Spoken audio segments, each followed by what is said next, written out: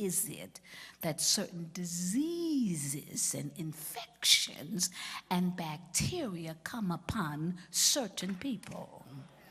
What has caused this man's handicap? They form a coalition and began to question the man's blindness. It is apparent from the text that he has been blind from birth. So they feel as if some explanation should be given for this man's illness. Somebody should say something for the unfortunate situation that this man has been dealing with all his life. Somebody has to answer for the deliverance. So since his existence has been without sight, they further inquire of the man's medical condition by questioning his biological parents. What did you do while you were pregnant? Is it your fault? Isn't it strange when people can't figure out an answer for you, they start making up stuff?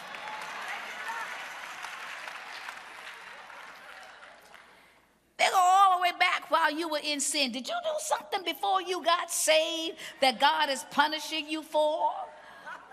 That's not spiritually correct, because the Bible teaches once we come to him and repent, he takes whatever we have done and places it in a sea of forgetfulness. So it could not be the parents' fault, and they're at a quandary too. They said, nah, we don't know why he's blind.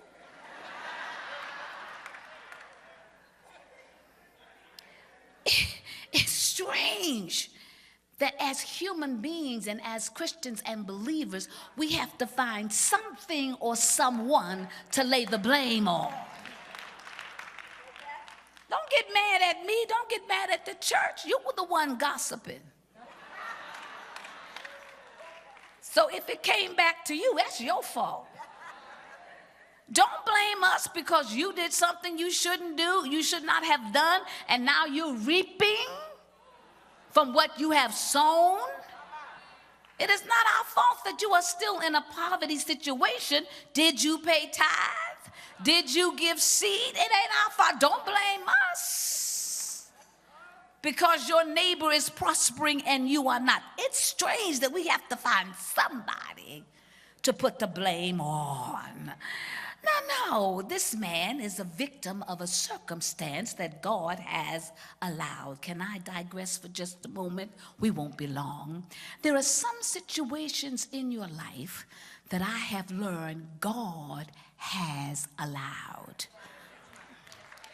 Every hard place, every dark place is not the result of the devil.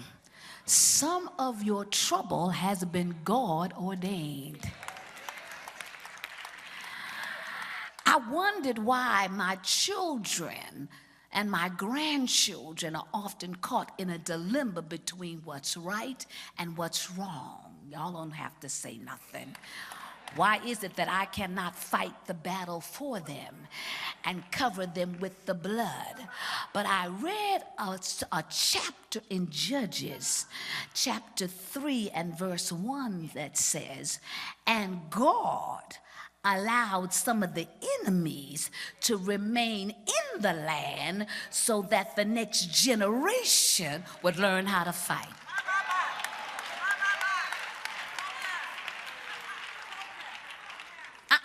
It ain't that he has not answered your prayers.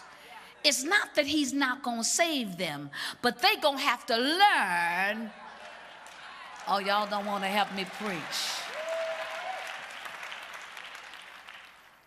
So here we are in the text, and many believe, and sometimes we find ourselves asking the Lord, why has this happened? God is going to teach you some lessons through what you suffer.